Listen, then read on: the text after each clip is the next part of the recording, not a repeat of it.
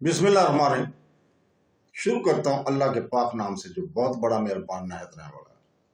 दोस्तों, बहनों, भाइयों, बुजुर्गों, अस्सलाम वालेकुम वरहमतुल्लाहि वबरकातुहू। तारीख़ इस्लाम की किस्त नंबर 290, इसमें हम आपको खुशामदीद कहते हैं और इसमें हम बयान कर रहे हैं अब्दुर्रहमान अल-दखाल उमवी की हुकूमत का क्या। तो दोस्तों, बहनों, भाइयों, बुजुर्गों, जब अबू उस्मान ने यह देखा कि यमनी कबाइल मसरूफ कताल और जद्दाल हो गए तो फौरन अब्दुर्रहमान अल-दखाल के गुलाम बदर को 11 आदमियों के साथ एक जहाज में सवार करा के अफ्रीका की जानब रवाना किया गया कि बिला तौक़ुफ़ अब्दुर्रहमान अल-दखाल को जो अफ्रीका में मुकीम है अपने हमले ले आओ।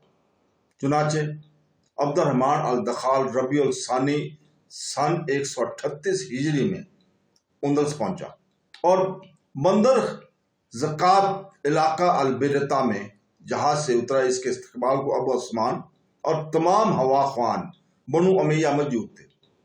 अबू उस्मान अब्दुर्रहमान अल-दखाल को अल-बिरता में अपने मकान पर ले गए और लोगों को फ्रेम करके एक माकूल जमीयत बहम पहुंचाई। यूसुफ बिन अब्दुर्रहमान इस वक्त सूबा सरकत्ता के जानब बागियों से नंबर आज़मा थे। अब्दुर्रहमान अल-दखाल के दाखिल अंदलस होने की खबर सुनकर और बागियों को शिकस्त देकर ततलिया की जानब आया। यहाँ आकर जमील बिन हातम ने से मिला और गलती ये की कि इन तमाम कैदियों को जिनको जानकर अमान दे चुका था कत्ल करा दिया। इससे इसकी फौज की बहुत से सरदार बरम हुए और यूसुफ का साथ छोड़कर अल-बिरता की जानब जहां अब्दुर्रहमान अल-दखाल मकीम था रवाना हो गया।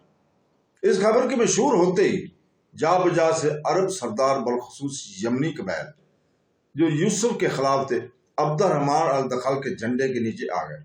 अब यूसुफ और इब्ने हातम सिर्फ फहरी और कैसी लोगों के साथ रह गए थे। बाकी शामी लोगों की हमदर्दी तो अब्दुर्रहमान अल-दखाल के साथ होनी ही चाहिए थी, मगर यमनी लोग जो शामियों के हरीफ और मुखालिफ थे इसलिए शामिल हो गए कि वो यूसुफ के मुखालिफ थे और अब्दुर्रहमान अल-दखाल यूसुफ से अंदलस की हुकूमत छीनने आया था। इस तरह फहरी और कैसी लोग इस वक्त तमाम अरब कबाइल अब्दुर्रहमान अल-दखाल के हमदर्द बन गए। फहरी और कैसी में सिर्फ यूसुफ और इब्ने हातिम के जबरदस्त शख्सियत के सबब इनके साथ थे, वरना वो भी खानदान बनी उमैया के इस शहजादे को पसंद करते थे।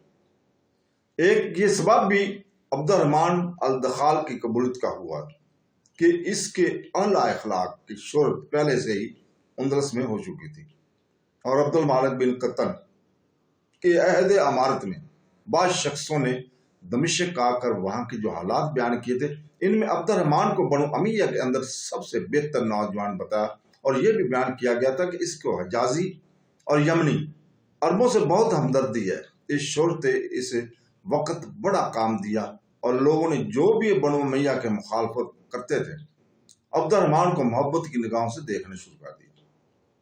आखिर इब्ने हातम और यूसुफ दोनों ततल्या से कुरतबा की जानब रवाना हुए। इधर से अब्दुर्रहमान अल-दखाल अपनी जमीयत को लेकर कुरतबा की तरफ बढ़ा। दरियाए वादिया अल-कबीर के किनारे कुरतबा का मुतस्सल मैदान मसारफ में दोनों फौजों का मुकाबला ईद उल अज़हा के रोज यानी 10 ज़िलहज सन 138 हिजरी मुताबिक 14 मई सन 756 ईस्वी को हुआ। बड़ी खूनरेज़ जंग हुई, सुबह से शाम तक होती रही। आखिर अब्दुर्रहमान अल-दखाल को फतह हुई। अमीर यूसुफ बिन अब्दुर्रहमान का बेटा अब्दुर्रहमान और दूसरे सरदार गिरफ्तार हो गए, मगर इब्ने हातम और यूसुफ दोनों बचकर निकल गए।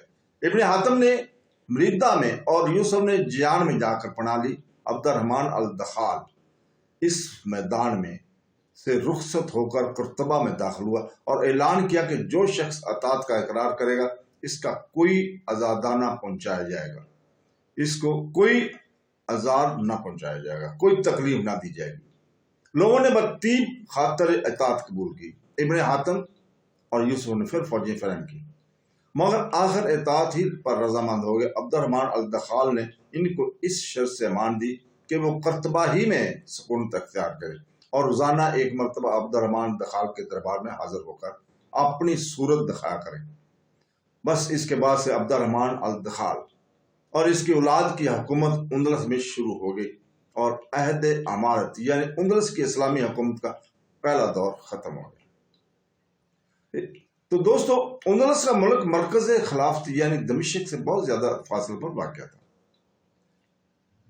اور اندلس تک پہنچنے کے لیے مسلمانوں کو قبیتوں، بربریوں وغیرہ کی کئی قوموں کو زیر کرنا پڑتا تھا۔ مہینوں میں دربار خلافت کا کوئی حکم اندلس پہنچتا تھا اور اندلس کا کوئی پیغام دربار خلافت تک آتا تھا۔ اندلس جس زمانہ فتح ہوا تھا، اس زمانے میں دربار خلافت اور مسلمانوں کے نامور سپہ سالاروں اور مدبروں کی توجہ خانہ جنگی جھگڑوں میں بہت کچھ صرف ہو رہی تھی۔ عراق اور شام، ایران کے صوبوں نے مرکز خلافت کی توجہ کو اپنی طرف زیادہ متوجہ کر رکھا تھا، اس لیے اندلس کی طرف کوئی خصوصی توجہ کبھی معتمد ہو ہی نہ سکتی تھی۔ اندلس عام طور پر گورنر افریقہ ہی کے متحد رہا، مگر چونکہ اندلس کی سرسبزی اور شادابی اور خوش سوادی کے شہرت عام طور پر ممالک اسلامیہ میں ہو گئی تھی، اس لیے فتح اندلس کے بعد اندلس میں وہ لوگ جن کو حجاز اور شام اور عراق میں کوئی اہم خدمت سرپرست نہ تھی، اندلس چلے گئے اور برابر جا کر وہاں آباد ہوتے گئے۔ ان نوآباد عربوں کو اندلس میں ایک فتح قوم کی حیثیت سے عزت اور تکریم کے ساتھ دیکھا جاتا رہا تھا، اور ان کو معزز عہدے بھی بآسانی مل جاتے تھے، اس لیے جو گیا وہیں کا ہو رہا۔ افریقہ کے بربری قبائل شروع ہی میں زیادہ پہنچ گئے تھے اور بعد میں بھی وہاں جاتے اور آباد ہوتے رہے، لہذا اندلس چند روز میں مسلمانوں کی ایک نو آبادی بن گیا۔ عیسائی لوگ جنہوں نے مسلمانوں کی اطاعت قبول کر لی تھی، اس ملک کے باشندے تھے، جن میں یہودیوں کی بھی ایک بہت بڑی تعداد شامل تھی۔ اس طرح اندلس کی مخلوط آبادی میں مختلف عناصر شامل تھے۔ 50 سال کی عرصہ میں 20 حاکم تبدیل ہوئے۔ حکام کی اس جلد تاخیر اور تبدیل کا نتیجہ یہ ہو کہ مسلمانوں نے اندلس کے دلوں میں آزادی اور خود سری بھی قائم رہی اور شان جمہوریت پر ترقی کرتی ہوئی نظر آئی۔ عیسائی آبادی کو کسی وقت بھی کوئی آزاد نہیں پہنچا سکتا تھا، ان کے لیے صرف اقرار اطاعت ہی ہر قوم کے مصائب سے نجات کا باعث ہو گیا، اور ان کو اقتصادی اور علمی ترقیات کا خوب موقع ملتا رہا۔ اول مسلمانوں میں فتوحات کا جوش غالب رہا اور وہ ملک فرانس کے مرکز تک فاتحانہ پہنچ گئے۔ ابھی اسلامی حکومت کو قائم ہوئے کچھ زیادہ دن نہیں گزرے تھے کہ خانہ جنگیوں کا سلسلہ شروع ہو گیا تھا۔ ان خانہ جنگیوں نے مسلمانوں کی فتوحات کو روک دیا اور فرانس کے ان عیسائیوں کو جو مسلمانوں کی حملہ آوری کے خوف سے ترساں اور دررضا تھے، سوچنے سمجھنے اور اپنی حالت پر غور کرنے کا موقع مل گیا۔ اس 50 سالہ دور حکومت میں مختلف قبیلوں، مختلف قابلیتوں اور مختلف دل و دماغ کے لوگ اندلس کے امیر و فرما روا ہوتے رہے، تاہم اندلس کی آبادی سرسبزی اور علوم فنون میں بہت کچھ ترقیات ہوئی۔ سب سے بڑھ کر رعایا اندلس کو یہ فائدہ پہنچا کہ فاتحین نے مفتوحین کی عورتوں سے شادیاں کرنا شروع کر دی۔ جب مسلمانوں کے گھر عیسائی عورتوں سے آباد ہو گئے تو وہ ذلت اور حقارت کا خیال جو عیسائی مفتحین کی نسبت مسلمان فاتحین کے دلوں میں ہونا چاہیے تھا، خود بخود معدوم ہو گیا۔ مسلمانوں کو عیسائیوں سے ہمدردی پیدا ہوگی، وہ ان کو تعلیم اور تربیت اور اعلیٰ اخلاق کی ترغیب دینے لگے، یہاں تک کہ ملک فرانس کے بعض حکمران جب آپس میں لڑتے تو اپنے مسلمان ہمسایوں سے فوجی امداد حاصل کر سکتے تھے۔ جب اول میں مسلمان اندلس میں داخل ہوئے اور عیسائیوں کی گات سلطنت کا چراغ گل ہوا تھا، تو بہت سے پادری مزاج عیسائی اور مسلمانوں کا مقابلہ کرنے والے فوجی سپہ سالار بھاگ کر شمال کی طرف چلے گئے تھے۔ اندلس کا جنوبی حصہ گرم، زرخیز اور خوشگوار زیادہ تھا۔ مسلمان جنوب میں ہی کی طرف سے اس ملک میں داخل ہوئے تھے، لہذا وہ جنوبی صوبوں میں کثرت سے آباد ہو گئے تھے۔ شمالی حصہ پہاڑی اور سرد زیادہ تھا۔ عربوں کو یہ شمالی حصہ پسند نہ آیا اور بہت ہی کم مسلمان شمالی شہروں میں سکونت پذیر ہوئے۔ پہاڑی علاقہ زیادہ قیمتی اور زرخیز بھی نہ تھا۔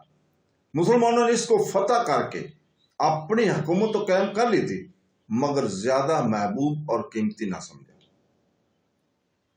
جبل برطات کے دوروں میں وہ مفرورین کا تعاقب کرتے ہوئے پہنچے، لیکن جب گات سرداروں کی جمعیت اور مفرورین کے اجتماع سے نے جبل برطات کے شمال میدان یعنی فرانس کے جنوبی حصہ میں مسلمانوں کو دعوت دی تو ایک اور نئے ملک میں سلسلہ جنگ جاری ہو گیا، جس کا نتیجہ ابھی اس قدر زہر ہوا نے پایا تھا کہ صوبہ اربونیا اور شہر ناربون اور اس کے شمالی میدانوں میں مسلمانوں کی حکومت قائم ہو گئی تھی۔ لیکن اس کے بعد مسلمانوں کی خانہ جنگی نے اس کام کو آگے ترقی کرنے نہ دی۔